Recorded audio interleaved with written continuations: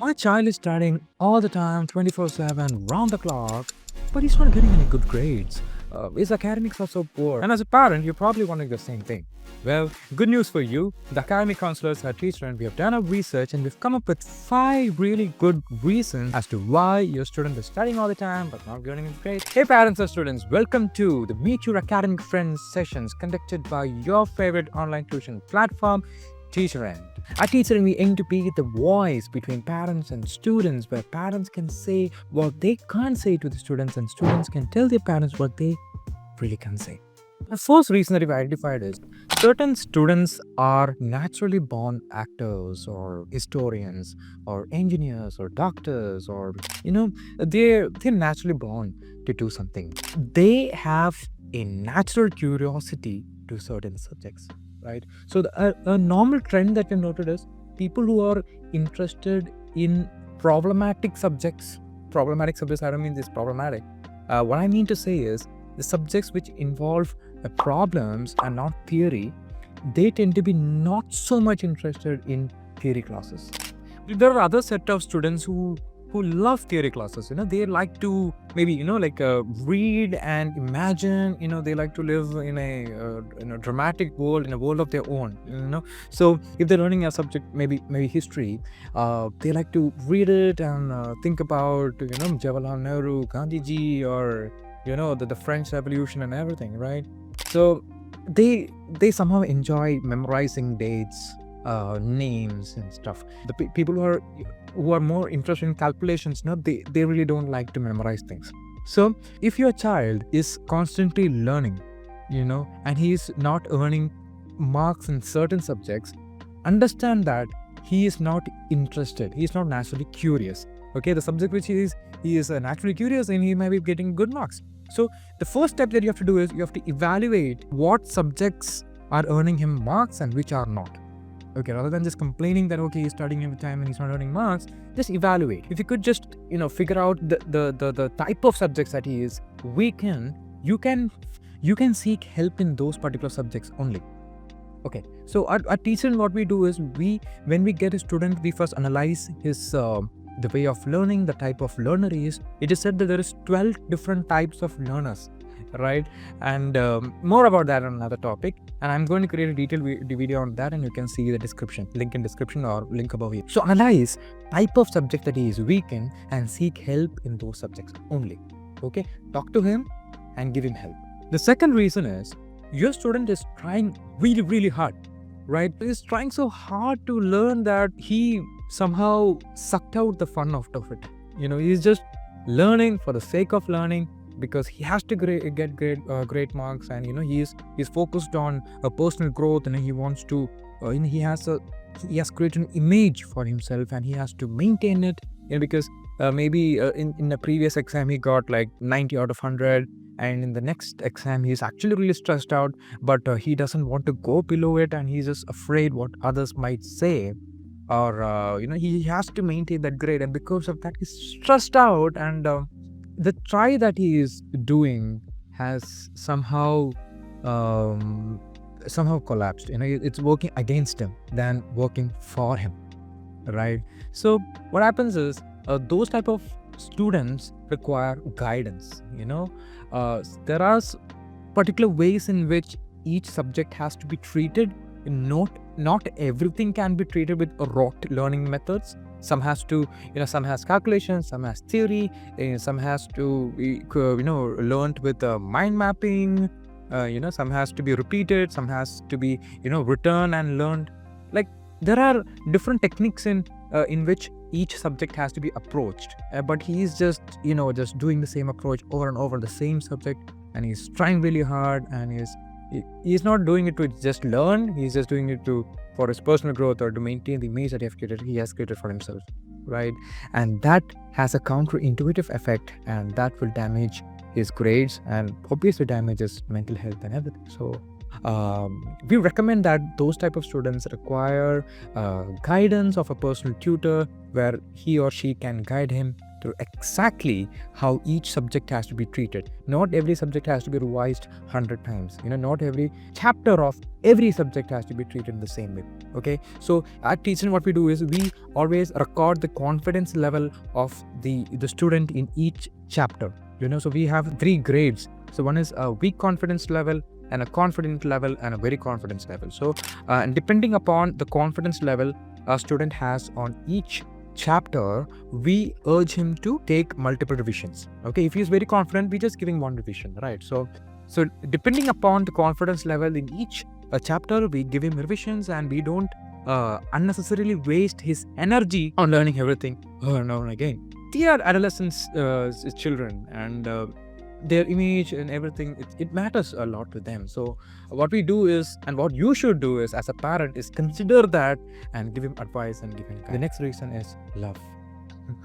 Because before we fall in love with a subject, the student first falls in love with the teacher, right? So if the teacher comes in and she presents the subject with vigor and curiosity and love and passion, the students will get equally excited, right? They start falling in love with the teacher, and because he is teaching amazingly, he shows that the subject is wonderful, it's crazy, and he gives all the amazing examples in nature, and because of that, the student is able to relate to it more and more.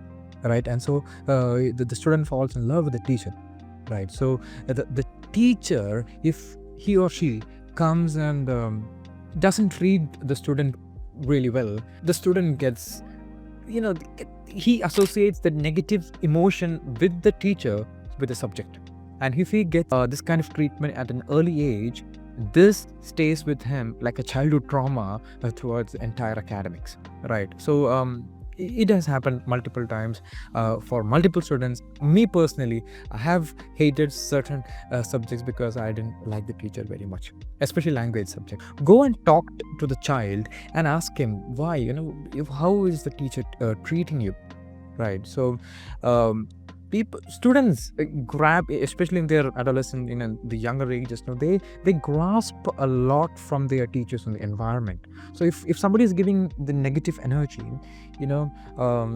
is grasping a lot of negative energy from them, you must be able to talk that, have a conversation with your child and ask them, is your teacher not good? Is something wrong? Is is he not kind to you? Just talk it out. I think these are the things. There is a notion that you have to treat your teachers like with 100% respect, like they are gods, but we beg to differ. You have to give them all the respect that they deserve for the age and for the profession that they're doing, but don't respect them too much as to hate the subject which you're teaching. So in situations like this, I suggest that you consider a personal tutor only for the subjects, so that he or the tutor will teach you with all the love and affection that subject and the student deserves, right? And this is something really not many people tell, but I have to say this is something which we have researched, and we have found out that the students first fall in love with the tutor before they fall in love with the subject. The fourth reason is a dream.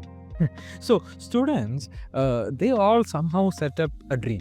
Okay, so probably they've seen their relatives or their friends or their parents, and they have set up certain dreams for them. Maybe they saw a movie and probably want to become an army officer, or they want to become an actor, or an engineer. They want to design fast cars, or they want to build skyscrapers, or they want to code and create apps. So like different students have different dreams, and so when they have this dream, and they get a subject that they have to learn just for the sake of marks, they think in their mind, come on, man, this is highly irrelevant to the dream that I've set up for myself. So then why should I learn this?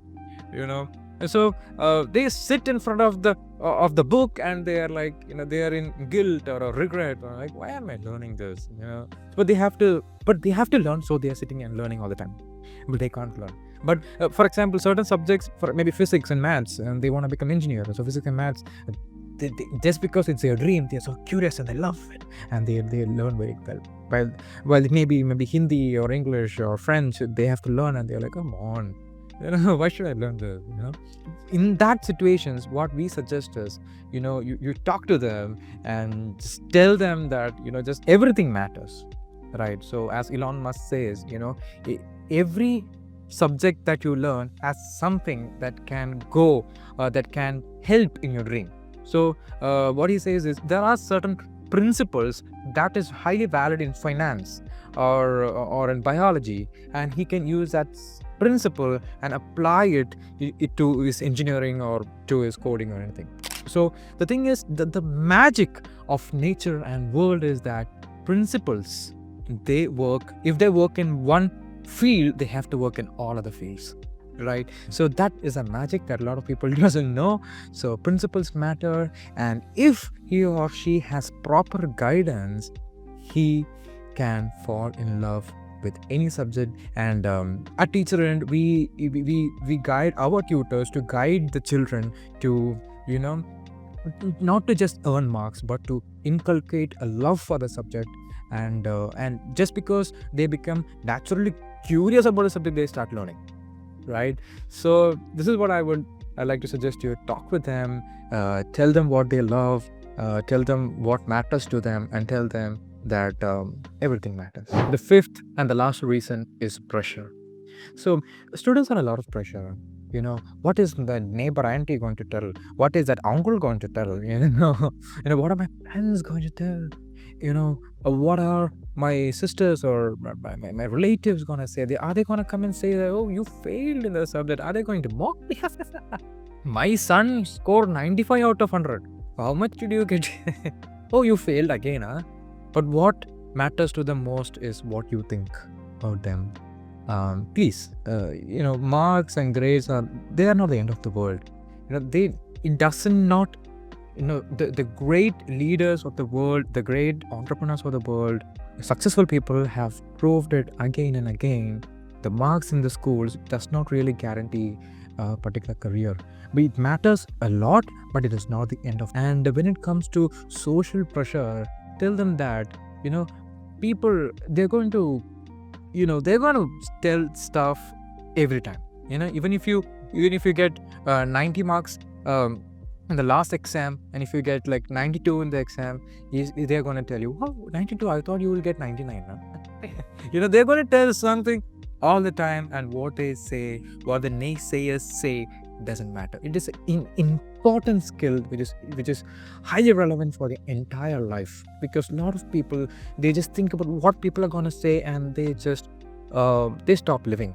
They just stop living the life that they should enjoy. They start living for others, right? So this is an habit that has to be blocked right now, and it starts from here, because this period in a child's life determines the quality of life that he is going to live in his 30s, 40s, and 50s. Try to have a conversation, a kind, affectionate, considerate, and open-hearted conversation with your child, and he will tell you what his exact problems are, so that you can help him the right way. And obviously, we at TeacherInd, the academic counselors, TeacherInd, and our tutors, we are all here.